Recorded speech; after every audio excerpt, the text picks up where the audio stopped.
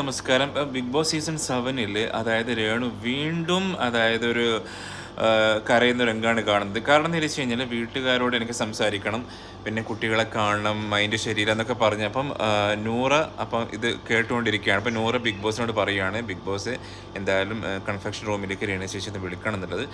സത്യം പറഞ്ഞു കഴിഞ്ഞാൽ രേണു പറയുന്നുണ്ട്, ഇത് ഞാൻ പ്രേക്ഷകരുടെ വോട്ടിന് വേണ്ടിയിട്ടോ അല്ല മറ്റുള്ളതിന് വേണ്ടിയിട്ടൊന്നുമല്ല. കാരണം എന്ന് വെച്ചാൽ എനിക്ക് എൻ്റെ മക്കളെ മിസ് ചെയ്യുന്നുണ്ട്.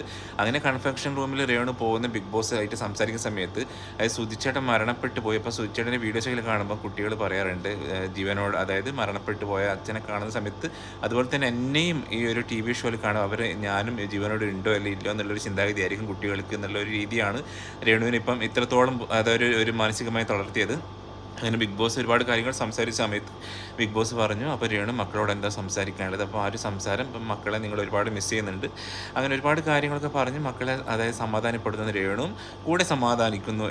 ആ ഒരു മനോവിഷമൊക്കെ മാറി വരുന്ന ഒരു രംഗമാണ് ഇന്നത്തെ ഇതിലൊരു ഒരു ഒരു ഹൈലൈറ്റ് എന്ന് പറയുന്നത്. എന്തായാലും രേണു ഒരു ടൈമിൽ എന്താ പറയേണ്ടത്, ഒരു ഭയങ്കര സ്ട്രോങ് ആയിട്ടിരുന്നു. പക്ഷേ ഈ ഒരു ചെറിയൊരു കാര്യം വന്നപ്പം ഒന്ന് ഡൗൺ ആയി. ഐ ഹോപ്പ് എന്തായാലും രേണു 100% തിരിച്ചു വരും. ഭയങ്കര ഒരു സ്പെഷ്യൽ ജാൻസി റാണിയായിട്ട് തിരിച്ചു വരും. അപ്പോൾ പ്രേക്ഷകർ നിങ്ങളുടെ അഭിപ്രായം എന്തായിരുന്നു ഇന്നത്തെ ഈ ഒരു വീഡിയോ കണ്ടിട്ട് എന്ന് നിങ്ങൾ കമൻറ്റ് ചെയ്യാം.